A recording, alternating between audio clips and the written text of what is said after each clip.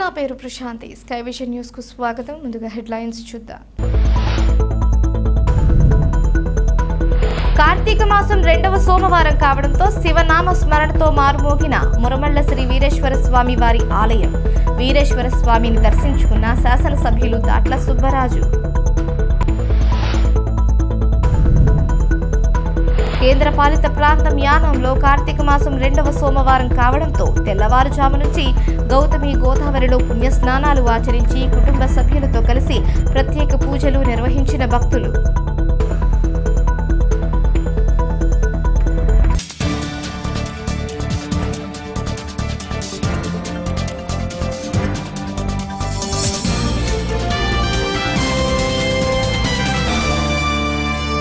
కేంద్రపాలిత ప్రాంతమైన యానాంలో మోంతా తుఫాన్ ప్రభావం వల్ల ఏర్పడిన నష్టాన్ని పుదుచ్చేరి ముఖ్యమంత్రి సీఎం రంగస్వామి దృష్టికి తీసుకెళ్లినట్లు పుదుచ్చేరి ప్రభుత్వ ఢిల్లీ ప్రత్యేక ప్రతినిధి మల్లాడి కృష్ణారావు తెలిపారు.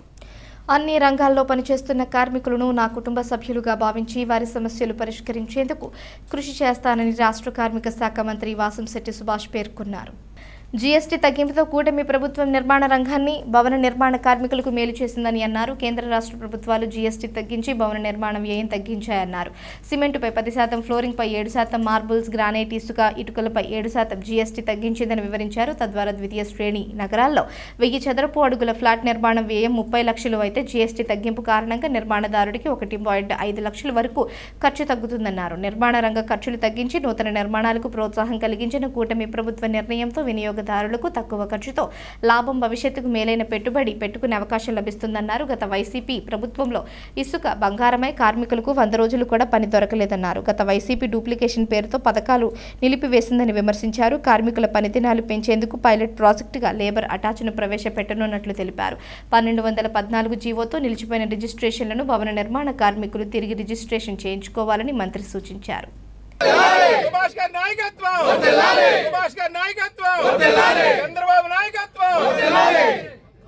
నుంచి తాపీ మేస్త్రుల అసోసియేషన్ ఏసీ గారు వచ్చారు, ప్రెసిడెంట్ గారు. వారు కూడా వచ్చి పరిచయం చేసుకోవాల్సిందిగా మనవి.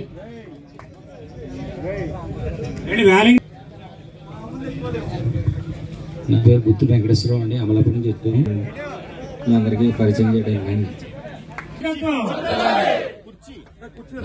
దయచేసి ఒక్క నిమిషం వేదిక దగ్గర కొంచెం ఆయనకు కొంచెం ఖాళీ చేయాలి. అందరూ దయచేసి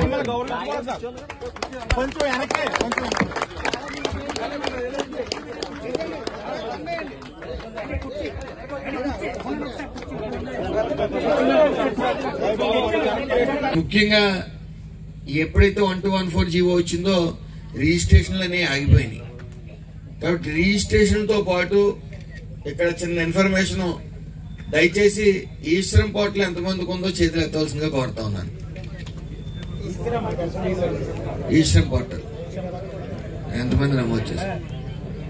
అయితే నమోదు చేయని వాళ్ళు కూడా నమోదు చేయవలసిందిగా కోరుతా ఉన్నాను. ఎందుకంటే భవిష్యత్తులో తద్వారా ఈ పెన్షన్లు కూడా ఇచ్చే మార్గం గవర్నమెంట్ చూస్తా ఉంది.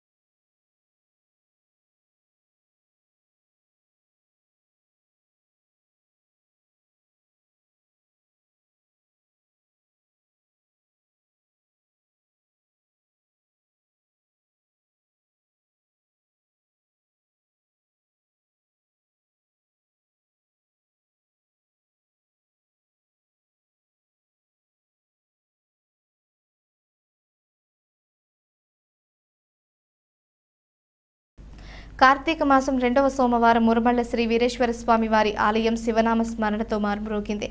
జిల్లా నలుమూలల నుంచి అధిక సంఖ్యలో భక్తులు ఆలయానికి విచ్చేసి స్వామివారిని అమ్మవారిని దర్శించుకున్నారు. ముమ్మిడివరం శాసనసభ్యులు ప్రభుత్వ విప్ దాట్ల సుబ్బరాజు ఆలయంలో ప్రత్యేక పూజలు జరిపారు. భక్తులు దగ్గరలో ఉన్న పవిత్ర వృద్ధ గౌతమి నదిలో స్నానాలు ఆచరించి అభిషేకాలు జరుపుకున్నారు. 108 ప్రదక్షిణలు చేసి భక్తులు మొక్కులు తీర్చుకున్నారు. ఎటువంటి అవాంఛనీయ సంఘటనలు జరగకుండా అధికారులు ముందస్తు ఏర్పాట్లు చేశారు. 10,000 మందికి పైగా దర్శనాలు చేసుకున్నట్లు అంచనా. ప్రత్యేక క్యూ లైన్లు, మెడికల్ క్యాంప్ ఏర్పాటు చేశారు. మురమళ్ల శ్రీ సాయి ఆక్వా ఏజెన్సీ సంస్థ ద్వారా భక్తులకు అన్నప్రసాద వితరణ చేశారు. దేవస్థానం తరపున ఉచిత ప్రసాద వితరణ చేశారు. ఆలయ chairman Datla Ramakrishna Raju, assistant commissioner వి సత్యనారాయణ ఏర్పాట్లు పర్యవేక్షించారు.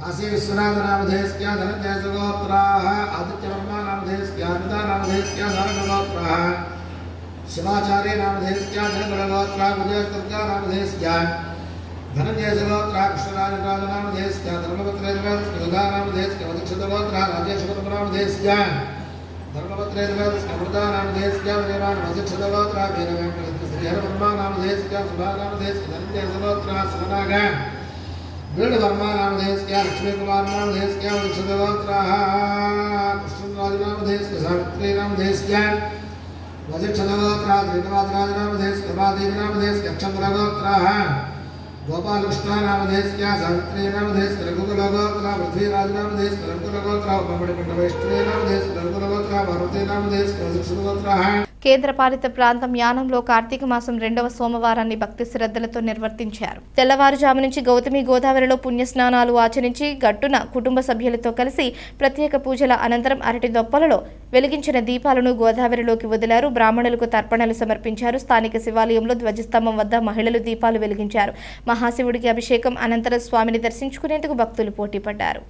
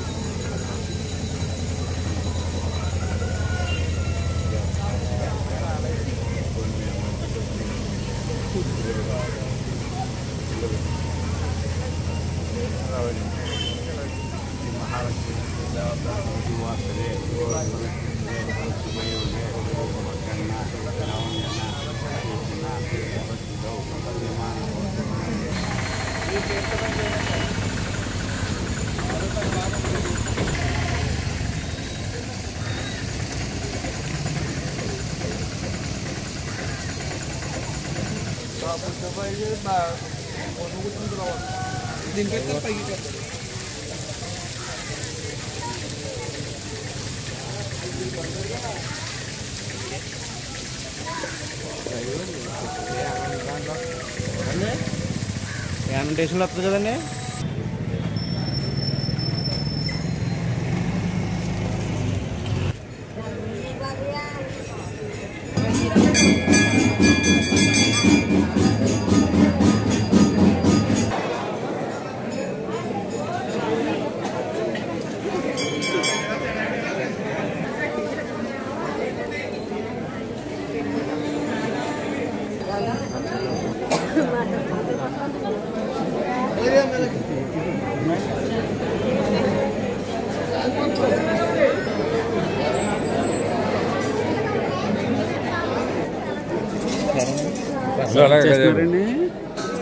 అన్నీ చెప్తారు ఇల్లు బొమ్మలు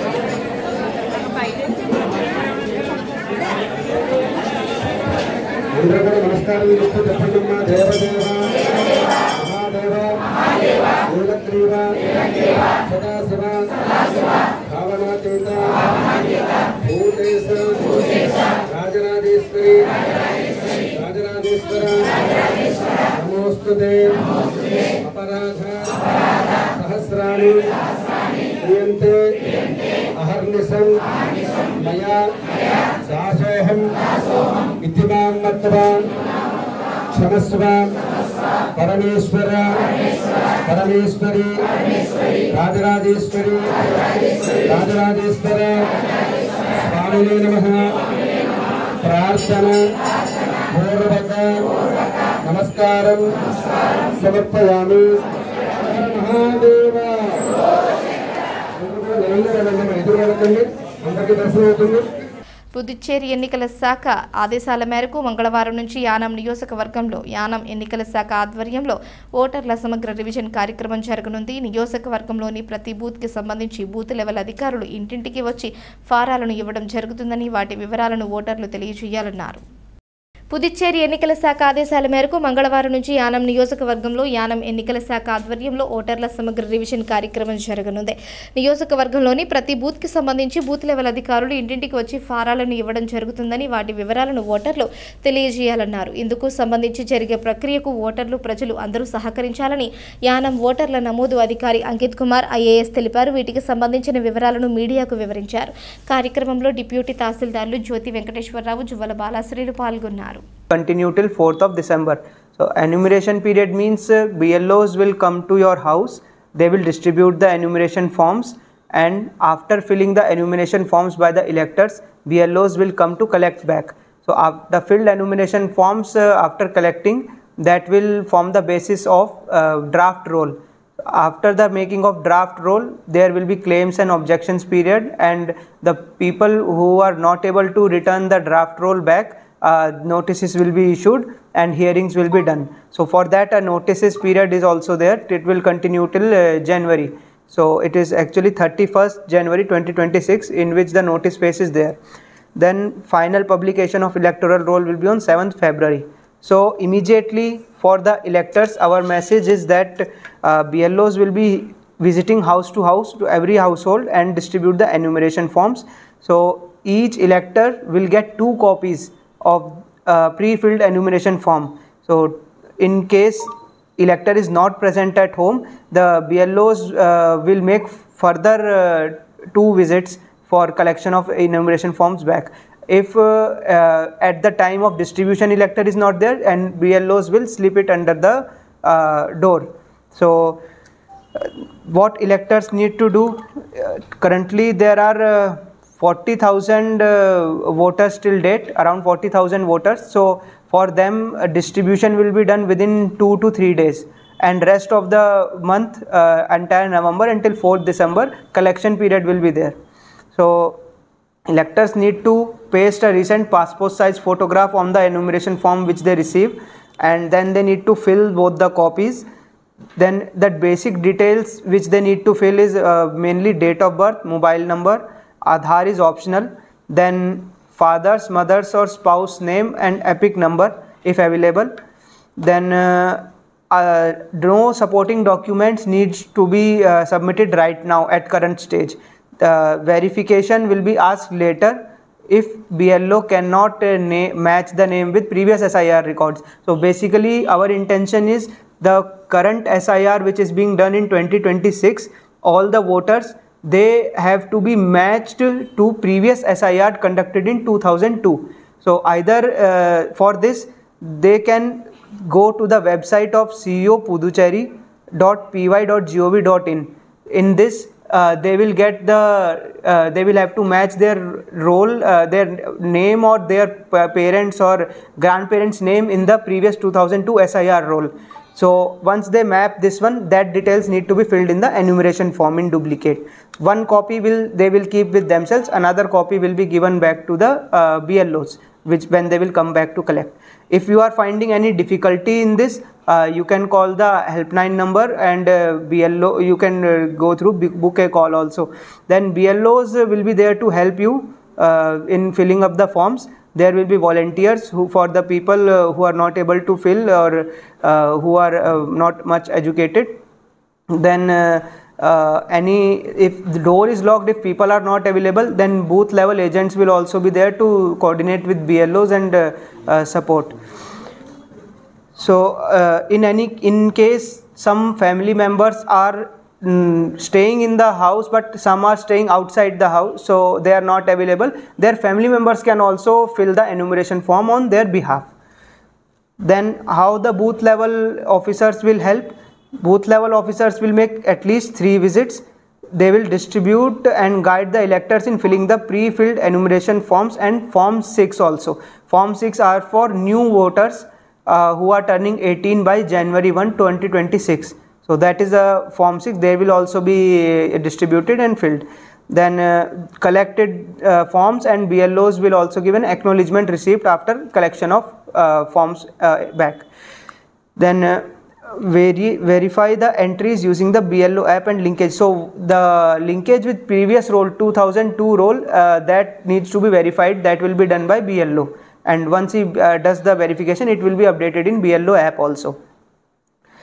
Then blank Form 6 will be provided those who are requiring. There's just as we mentioned, new voters turning 18, so blank forms will be also provided to them through BLOs. Identification of cases will be done which are absent, shifted, duplicate or deceased electors based on local inquiry. Then there are some online options also. Electors can upload enumeration forms through online. That website is voters.eci.gov.in. Then voters helpline number is 1950 for any kind of assistance, and book a call with BLO facilities available in the ECI net platform. Okay. Then citizens only need to verify, sign and update their details. No documents are required at current stage till 4th December. Full cooperation with BLOs is required by the voters, and the they will guide you, BLOs will guide you how to fill the enumeration forms. So currently BLO voters need to just cooperate with BLOs and find out these details, so if required. Okay. I. Polavaram మండలంలో minor బాలిక ఘటన కుటుంబ సభ్యులకు భరోసా కల్పించిన మంత్రి Subhash, MP Harish Balayogi. Doctor BR Ambedkar Konaseema జిల్లా ఐపోలవరం మండలంలో ఓ గ్రామంలో ఇటీవల లైంగిక వేధింపులకు గురైన మైనర్ బాలిక కుటుంబ సభ్యులకు కూటమి ప్రభుత్వం అండగా ఉంటుందని కార్మిక శాఖ మంత్రి వాసంశెట్టి సుభాష్, అమలాపురం ఎంపీ హరీష్ బాలయోగి భరోసా కల్పించారు. ఎమ్మెల్సీ పేరాబత్తుల రాజశేఖర్తో కలిసి మంత్రి సుభాష్, ఎంపీ హరీష్ బాధిత కుటుంబాన్ని పరామర్శించి ధైర్యం చెప్పారు. ఇప్పటికే స్థానిక ఎమ్మెల్యే దాట్ల బుచ్చిబాబు కుటుంబ సభ్యులకు అన్ని విధాల అండగా ఉంటామని తెలిపారని, అలాగే ముఖ్యమంత్రి నారా చంద్రబాబు నాయుడు, ఉప ముఖ్యమంత్రి పవన్ కళ్యాణ్ లైంగిక దాడి చేసిన రాయపరెడ్డి బాబీ ఉపేక్షించేది లేదనే పోక్సో చట్టం ద్వారా కేసు నమోదు చేశామని తెలిపారన్నారు. బాధిత కుటుంబానికి ఇంటి స్థలం, 5 లక్షల ఆర్థిక సహాయాన్ని, మైనర్ బాలిక తల్లికి అవుట్సోర్సింగ్లో ఉద్యోగం కల్పిస్తున్నట్లు చంద్రబాబు నాయుడు తెలియజేశారన్నారు. రాష్ట్రంలో ఏ మహిళకు అన్యాయం జరిగినా కూటమి ప్రభుత్వం కఠిన చర్యలు తీసుకుంటుందని మంత్రి సుభాష్, ఎంపీ హరీష్ బాలయోగి తెలిపారు. స్థానికంగా ఎమ్మెల్యేగా ఉన్న మన డాక్టర్ సుబ్బరాజు గారు, బుచ్చిబాబు గారు కూడా, అలాగే నేను హోమ్ మినిస్టర్ గారితో మాట్లాడుతూ ఈ విషయంని మనం అసలు ఎక్కడ కూడా ఆషామాషిగా తీసుకోకూడదు. ఎందుకంటే ఈ వ్యక్తి పైన ఇప్పుడే కాదు, గతంలోని కూడా అనేక సందర్భాల్లోని ఇవి జరిగాయని చెప్పి ముందుగానే ఈ వ్యక్తి సెటిల్మెంట్ చేసుకుంటూ ఇవన్నిటిని బయటికి రానివ్వకుండా, చాలా వరకు అన్ని విధాలుగా బయటికి రానివ్వకుండా బెదిరింపులు చేసేవాళ్ళు. కానీ ఈ అమ్మ ధైర్యంగా ముందుకొచ్చి, లేదు నేను ఈరోజు నాకు న్యాయం జరగాలని చెప్పి ఆవిడ పోలీస్ స్టేషన్కి వచ్చి కంప్లైంట్ ఇవ్వడం జరిగింది.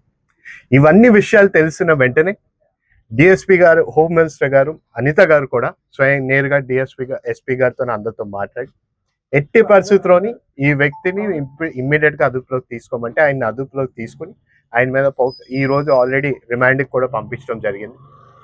ఇలాంటి వ్యక్తుల్ని అసలు కూడా ఇక్కడ స్థానికంగా మన మినిస్టర్ గారు సుభాష్ గారు అయినా కానీ, అలాగే మన ఎమ్మెల్సీ గారు రాజశేఖర్ గారు అయినా సరే, మేమందరూ కూడా మన బుచ్చిబాబు గారు అయినా సరే, మేమందరూ ఈ కేసుని ప్రత్యేకంగా మేమందరూ కూడా దృష్టిలో పెట్టుకున్నాం. ఈ వ్యక్తి బయటికి రానివ్వకుండా మనం చూడాలి. ఎందుకంటే ఇతను ఇంకెంతమందిని ఇబ్బంది పెట్టాడు అనేది విషయాలు ఆల్రెడీ ఇక్కడి నుంచి స్థానికంగా మాకు వస్తున్న సమాచారం. అదేవిధంగా ఫ్యామిలీని మనం ఇప్పుడు ఆ కుటుంబాన్ని మనం ఒక విధంగా మనం ఆదుకోవాలని చెప్పి మనం ముఖ్యమంత్రి వర్యులు శ్రీ నారా చంద్రబాబు నాయుడు గారికి తెలియపరిచినట్టే ఆయన కూడా, లేదు మీరందరూ కూడా వెళ్ళి నేరుగా ఒకసారి కుటుంబంతో కూర్చుని వారికి ఏ విధంగా మనం వారికి ఇవ్వాలో అన్నీ కూడా వాళ్ళతో తెలుసుకుని ఆ విధంగా మనం పూర్తిగా అండగా ఉంటామని ఒకటి నేరుగా వాళ్ళకి తెలియపరచమన్నారు. ఇప్పుడు వచ్చి వాళ్ళతో మాట్లాడినప్పుడు వాళ్ళు కొన్ని విషయాలు తెలియపరిచారు. ఒకటైతే ఆమె ఏమన్నదంటే, నేను ఈరోజు కేసు పెట్టాను, కేసు పెట్టిన తర్వాత ఇప్పుడు నన్ను ఏం చేస్తారని ఒక భయంగా ఉంది. నాకు 2 పిల్లలు, వాళ్ళ పిల్లల భవిష్యత్తు, వాళ్ళ చదువు అనేది నేను ఈరోజు ఇక్కడి నుంచి తాల్రేవు వరకు వెళ్ళాలి. అక్కడ ఒక హెడ్లెస్ ప్రాసెసింగ్ ప్లాంట్లో పనిచేస్తున్నాను. నాకు ఇవన్నీ చూస్తుంటే నాకు ఏ విధంగా నాకు భర్త లేడు, చనిపోయాడు, 2 years 2 సంవత్సరాలు అయింది, నేను ఒక్కరినే చూసుకుంటానని ఈ విషయాలన్నీ కూడా మా దృష్టికి తీసుకొస్తే మేము ఆ అమ్మాయికి ఒకటే భరోసా ఇచ్చాం, కూటమి ప్రభుత్వం అన్ని విధానంగా మీకు అండగా ఉంటుందని. నువ్వు మాట్లాడినా ఇప్పుడు ఆమె ఒక చిన్న గుడిసెలో ఆమె ఉంటుంది. ఆవిడకి ఖచ్చితంగా రేపు మేము కలెక్టర్తోని మాట్లాడినప్పుడు 2 విషయాలు ఆయనకి తెలియపరచం. ఆయన కూడా అన్నారు, ఒకటి ఏంటంటే ఆవిడకి ఇల్లు స్థలం కేటాయించడం, అది కూడా పూర్తి చేస్తామని కూడా ఆవిడకి హామీ ఇవ్వడం జరిగింది. అదేవిధంగా ఆవిడకి ఇక్కడ లోకల్గా ఒక జాబ్ ఉంటే, ఇక్కడ దగ్గరలోనే అందుబాటులో ఉంటే తను అంత దూరం వెళ్ళే పరిస్థితి లేదు, ఇక్కడే పని చేసుకుంటూ వాళ్ళ పిల్లలు చదువుకునే విధంగా బాధ్యతలు తీసుకుంటా, అది కూడా మేము చేపించి మీకు ఒక 15 రోజుల్లో ఈ 2 ఇప్పించే బాధ్యత మేము చేస్తామని కూడా మేము తెలియపరిచాం. ఐపోలవరం గ్రామంలో మరి ఈ రోజున గతంలో 30వ తారీఖున రాయపురెడ్డి సత్య వెంకట కృష్ణ బాబీ అనే వ్యక్తి మీద పోక్సో కేసు అనేది పెట్టడం జరిగింది. ముఖ్యంగా 6th చదువుతున్న ఒక పిల్లని మాయ మాటలు చెప్పి మరి ఆ అమ్మాయిని రేప్ చేయబోడనే అభియోగం మీదట ఆ రోజునే 30వ తారీఖునే కేసు పెట్టి, పోక్సో కేసు పెట్టి మరి అతి త్వరలోనే అతనికి శిక్ష పడే విధంగా సాక్ష్యాలన్నీ కూడా బలంగా ఉంటాం. ఎక్కడ అతను జనసేన పార్టీకి సంబంధించిన వ్యక్తిగా ప్రచారం జరుగుతూ ఉంది. అతని మీద వెంటనే యాక్షన్ తీసుకుంటాం. ఎందుకంటే ఇది వైసీపీ ప్రభుత్వం కాదు, ఇది డోర్ డెలివరీ చేసినా సరే పార్టీలో కొనసాగించే పార్టీ ఇది కాదు. చిన్న తప్పు చేస్తే ఎమ్మెల్యేని సస్పెండ్ చేయడమే కాకుండా సొంత పార్టీ వ్యక్తి ఏదైతే జగన్మోహన్ రెడ్డి గారి సతీమణిని దుర్భాషలాడాడో అతను కూడా సస్పెండ్ చేసిన పార్టీ, క్రమశిక్షణ గల పార్టీ ఇది. అలాగే ఎన్డీఏ కూటమిలో మహిళల సంక్షేమానికి కానీ మహిళలకు కానీ భద్రత అనేది పూర్తి స్థాయిలో మరి ఎప్పుడు కూడా ఇటు పోలీస్ డిపార్ట్మెంట్ కానీ, ఇటు హోంశాఖ మంత్రి గారు కానీ, చంద్రబాబు నాయుడు గారు కానీ, పవన్ కళ్యాణ్ గారు కానీ చాలా స్ట్రిక్ట్గా ఉండి ఎక్కడ ఏ అవాంఛనీయ సంఘటన జరిగినా ముక్కుపాదం మోపుతా ఉన్నారు. ఈ కేసులో కూడా ఎలాంటి చిన్న డీవియేషన్ లేకుండా ప్రతి సాక్ష్యం కూడా క్షుణ్ణంగా మరి దాన్ని నమోదు చేసి వెంటనే పోక్సో కేసు పెట్టి అతి త్వరలో శిక్ష పడే విధంగా, అతను బయటికి రాని విధంగా ఆ కేసులు పెట్టడం జరిగింది. అయితే ఈ ఆంధ్రప్రదేశ్లో విషవృక్షంలా తయారైన ఈ వైసీపీ పార్టీ ఈ శవ రాజకీయాలు బాగా అలవాటు వాళ్ళకి. ఏదైనా చిన్న సంఘటన జరిగినప్పుడు 30వ తారీఖు కేసు పెడితే 30వ తారీఖునే అరెస్ట్ చేసి వెంటనే ఆ కుటుంబానికి ఏం చేయాలి అనేది వెంటనే సీఎం గారు మమ్మల్ని ఆదేశించడం, అందులో భాగంగా వాళ్ళకి ఏం కావాలి, ఆవిడకి స్పౌస్ పెన్షన్ రావట్లే, సో ఆ స్పౌస్ పెన్షన్ ఇవ్వాలి. అలాగే ఒక సైట్ కావాలి, వాళ్ళకి 30 సంవత్సరాల నుంచి అసలు మినహాలో ఉంటా ఉన్నారు, చిన్న పాకలో చిన్న గుడిసెలో 4 ఉంటా ఉన్నారు, వాళ్ళకి ఒక సైట్ కావాలి. అదేవిధంగా వాళ్ళకి ఆల్రెడీ వాళ్ళు చదువుతూ ఉన్నారు, పిల్లలిద్దరూ కూడా గవర్నమెంట్ స్కూల్స్లో. అదేవిధంగా ఆ అమ్మాయికి ఒక ఉద్యోగం కావాలి, ఎందుకంటే ఇక్కడ నుంచి ఒక 15 కిలోమీటర్లు దాటిన తర్వాత అమ్మాయి చిన్న ఉద్యోగం చేసుకుంటూ రోజుకి 300 సంపాదిస్తూ ఉంది. సో వెంటనే మేము కలెక్టర్ గారితో మాట్లాడటం, అవుట్సోర్సింగ్ పోస్ట్ అనేది ఆ అమ్మాయికి ఇవ్వడం జరుగుతుంది అతి దగ్గరలోనే. అలాగే 5 రూపాయల ఎక్స్గ్రేషియా అనేది 5 లక్షల రూపాయలు ఇవ్వడానికి కూడా మేము వాళ్ళకి ఒక భరోసా ఇచ్చాం. 5 లక్షలు ఇస్తానని చెప్పడం జరిగింది, స్పౌస్ పెన్షన్ ఇస్తానని చెప్పడం జరిగింది, హౌసింగ్ సైట్ ఇస్తానని చెప్పడం జరిగింది, పిల్లల చదువు పూర్తి బాధ్యత మేము తీసుకుంటామని చెప్పడం జరిగింది. అయితే ముసల కన్నీరు కారుస్తూ ఇక్కడికి కొంతమంది వైసీపీ నాయకులు వచ్చి హల్చల్ చేస్తూ ఉన్నారు. అలాగే జగన్మోహన్ రెడ్డి గారు మన వరదల్లో కూడా, విజయవాడ వరదల్లో కూడా ₹1 కోటి ప్రకటించారు, మరి ఎవరికి ఇచ్చారో తెలియదు. కానీ అలాగే ఇక్కడికి కూడా వచ్చి మేము అది ఇస్తాం, ఇది చేస్తాం, ఉద్యోగాలు ఇప్పిస్తామని చెప్పేసి మాయ మాటలు చెప్పి వాళ్ళని ఆసన్నం చేసుకుని వాళ్ళ చేత ఏదో స్టేట్మెంట్ ఇచ్చే ప్రయత్నం చేస్తూ ఉన్నారు. అయినప్పటికీ ఆ తల్లి చాలా ధైర్యవంతురాలు, ఎవరైతే ఆ పాప తల్లి, ఆవిడ ధైర్యంగా వచ్చి వాళ్ళు పాపలాగే ఇంకా చాలామంది పాపలకి ఈ సంఘటనలు జరిగినాయి, కానీ బయటికి రావడానికి తల్లిదండ్రులు పరుగు పోద్దన్న భయంతో బయటికి రాలే. కానీ ఆవిడ ధైర్యంగా వచ్చి ఒక కంప్లైంట్ ఇవ్వడంతో అందరూ ఊపిరి పీల్చుకున్నారు, తల్లిదండ్రులు అందరూ కూడా. మరి అలాంటి ధైర్యవంతురాలు ఆవిడ, తెలివైన ఆవిడ ఏ ప్రలోభాలకి లోన్ కాలేదు, ఆవిడకి న్యాయం జరిగిందనే పూర్తి సంతృప్తితో ఉంది ఆవిడ. అలాగే మేము కానీ మా పోలీస్ డిపార్ట్మెంట్ కానీ ఎప్పుడు కూడా ఆడవాళ్ళకి వెన్నుముకగా నిలుస్తామని తెలియజేసుకుంటూ, అలాగే ఈ సంక్షేమ పథకాలు ఏం పెట్టినా కూడా మహిళలకి లబ్ధి పొందాలి, మహిళలు పారిశ్రామికవేత్తల కింద తయారవ్వాలి. ప్రతి ఆలోచన కూడా చంద్రబాబు నాయుడు గారు కానీ, పవన్ కళ్యాణ్ గారు కానీ, లోకేష్ గారు కానీ మహిళల పక్షపాతిగా వ్యవహరిస్తూ ఉన్నారు. ఇందులో ఎంత పెద్ద స్థాయిలో ఉన్న నాయకులైనా సరే, అతను ఏ పార్టీ చెందినవాడైనా సరే ఉపేక్షించేది లేదు. మా నాయకులు ఏదైతే బీజేపీ, టీడీపీ, జనసేన ఉందో చాలా క్రమశిక్షణ గల పార్టీలు ఇవన్నీ కూడా. ఎన్డీఏ కూటమి ఆడవాళ్ళ పట్ల అసభ్యంగా ప్రవర్తించినా, అసభ్యకరమైన పోస్టులు పెట్టినా సరే వాళ్ళు ఎవరిని ఉపేక్షించకుండా ఉక్కుపాదంతో తొక్కడానికి 1% కూడా చాలా దురదృష్టకరమైన సంఘటన ముమ్మడివారం నియోజకవర్గం ఐపోలవరం మండలం ఐపోలవరం గ్రామంలో జరగటం చాలా దురదృష్టం. మరి ఏదైతే మన 30వ తారీఖున ఇది వెలుగులోకి వచ్చింది, ఒక మైనర్ బాలిక మీద అత్యాచారం జరగటం, దాన్ని ఎప్పుడైతే వెలుగులోకి వచ్చిన వెంటనే డిపార్ట్మెంట్ అలర్ట్ అయ్యి ప్రభుత్వం కానీ వెంటనే స్పందించి ఎవరైతే ఆ తప్పు చేసిన వ్యక్తిని అరెస్ట్ చేయటం, జైల్లో పెట్టడం కూడా జరిగింది. ముఖ్యంగా ఎవరైతే రాయిపురెడ్డి బాబీ అన్న వ్యక్తి ఉన్నాడో అతను నాకు తెలుసుండి ఏ పార్టీకి సంబంధించిన వ్యక్తి కాదు. అతను ముందు ముఖ్యంగా జనసేనగా తెలుగుదేశం కాదు. గతంలో ఇక్కడ స్థానిక ఎలక్షన్లో వైసీపీ సర్పంచ్ చేసాడు అతను, నాకు తెలిసింది. కాబట్టి ఏదైనా ఎవరైనా తప్పే, ఎవరు చేసినా ఇలాంటి తప్పు ఈ కూటమి ప్రభుత్వం చంద్రబాబు నాయుడు గారి నాయకత్వంలో, అలాగే పవన్ కళ్యాణ్ గారు మహిళలకి ఎంత రక్షణ భద్రత ఇస్తారన్నది మనం అందరం చూస్తున్నాం. చంద్రబాబు నాయుడు గారు కూడా ఆల్రెడీ టూర్లో ఉన్నారు కాబట్టి ఎమ్మెల్యే గారు బుచ్చిబాబు గారు ఆల్రెడీ రావడం జరిగింది, మమ్మల్ని పంపించడం, ఇలా మంత్రి గారు మేము ఎంపీ గారు వచ్చాం. ఇదేంటంటే కుటుంబం, మనం జరిగిన అన్యాయం ఇక్కడ కుటుంబానికి అండగా ఉండాలి ముఖ్యంగా. ఎందుకంటే ఇంత పేదరికంలో ఉన్న కుటుంబాన్ని ఈ మధ్యకాలంలో నేను ఎక్కడా చూడలేదు. ఒక రోడ్డు పక్కన ఒక పూరు పాకలో నలుగురు మహిళలు, నలుగురు పిల్లలు, ఆ కుటుంబానికి ఎవరు మొగదిక్కు లేరు. కాబట్టి ఇమీడియట్గా మనం ఎంపీ గారు, ఎమ్మెల్యే గారు, మేము మంత్రి గారు కూడా స్పందించారు. ప్రభుత్వం నుంచి రావాల్సిన ఆర్థిక సాయం వస్తుంది.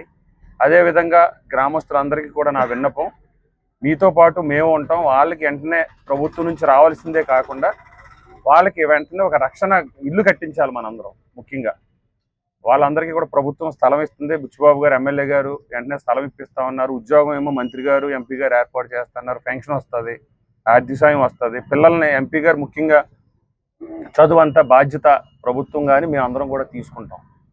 కాబట్టి మేము అందరినీ, ఇక్కడ ఉన్న వాళ్ళందరినీ కోరేది నేను ఒకటే, వాళ్ళకి కావాల్సింది ముందు స్థలం వచ్చిన వెంటనే ఒక ఇల్లు కట్టించే బాధ్యత మనందరం తీసుకుందాం. ఆ కుటుంబానికి అండగా ఉంటాం. మళ్ళీ ఏదైనా మహిళల పట్ల ఎవరైనా కన్నెత్తి చూడాలంటే భయపడే విధంగా ఎవరైతే ఈ దోషి ఉన్నాడో వాడికి శిక్ష పడుతుంది. అతను జైల్లో నుంచి రిలీజ్ కాకుండానే కేసు పూర్తవుతుంది, శిక్ష పడుతుంది. ఇది ఫాస్ట్ ట్రాక్ కోర్టులో ఉంది. నాకు తెలుసుండి 2 నెలల్లోనే ఈ కేసు శిక్ష పడే విధంగా ఈ కూటమి ప్రభుత్వం చర్యలు తీసుకుంటుంది. ఇది ఈ కుటుంబానికి మేమందరం కూడా అండగా ఉంటాం. చంద్రబాబు నాయుడు గారు, ఎమ్మెల్యే గారు, బుచ్చిబాబు గారు కూడా ఎంపీ గారు చెప్పడం జరిగింది. సారు సీఎం గారు ఊరు నుంచి వచ్చిన వెంటనే ఈ బాధితులు ఎవరైతే ఉన్నారో వారిని కూడా సీఎం గారి దృష్టికి తీసుకెళ్తాం. వాళ్ళని కూడా తీసుకెళ్ళి ఏ విధంగా ఈ ప్రభుత్వం వాళ్ళని ఆదుకుంటుంది అన్నది అన్ని రకాలుగా ఆదుకుంటామని మీ ద్వారా తెలియజేస్తాం. అంబేద్కర్ కోనసీమ జిల్లా చెయ్యేరు గున్నేపల్లి గ్రామంలో మానవత్వం, కుటుంబ బంధానికి అద్దం పట్టే సంఘటన జరిగింది. మగదిక్కు లేని తన కుటుంబానికి అన్ని తానై నిలబడిన ఓ కోడలు తన అత్త ఆకస్మిక మృతితో దుఃఖాన్ని దిగమింగుకొని తలకొరువు పెట్టి అందరికీ ఆదర్శంగా నిలిచింది. చెయ్యేరు గున్నేపల్లి గ్రామానికి చెందిన పాపిరెడ్డి ఆదిలక్ష్మి భర్త కొంతకాలం క్రితం మృతి చెందారు. దురదృష్టవశాత్తు ఆమె కుమారుడు కూడా మరణించడంతో ఆమె కుటుంబంపై పెద్ద భారం పడింది.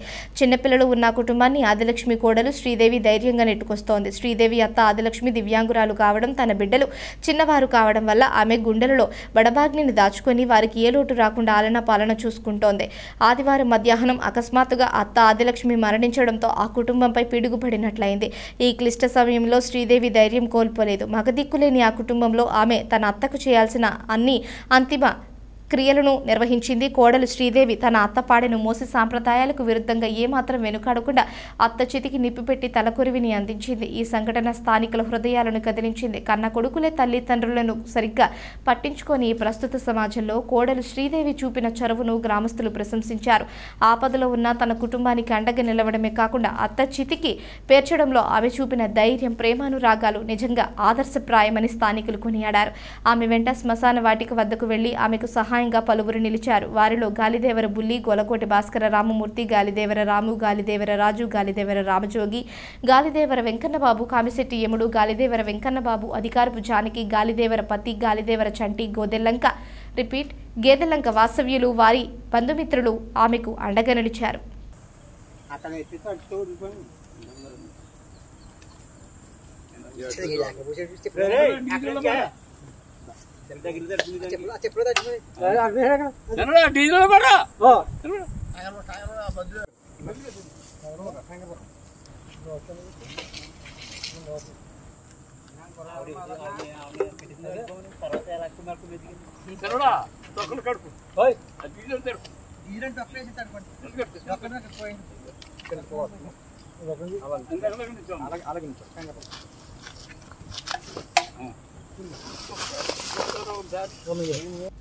వార్తలు ముగించే ముందు హెడ్లైన్స్ మరోసారి.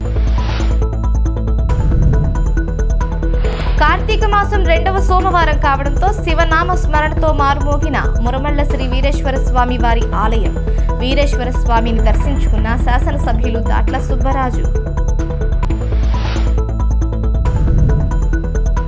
కేంద్రపాలిత ప్రాంతం యానంలో కార్తీక మాసం 2వ సోమవారం కావడంతో తెల్లవారుజాము నుంచి గౌతమి గోదావరిలో పుణ్యస్నానాలు ఆచరించి కుటుంబ సభ్యులతో కలిసి ప్రత్యేక పూజలు నిర్వహించిన భక్తులు.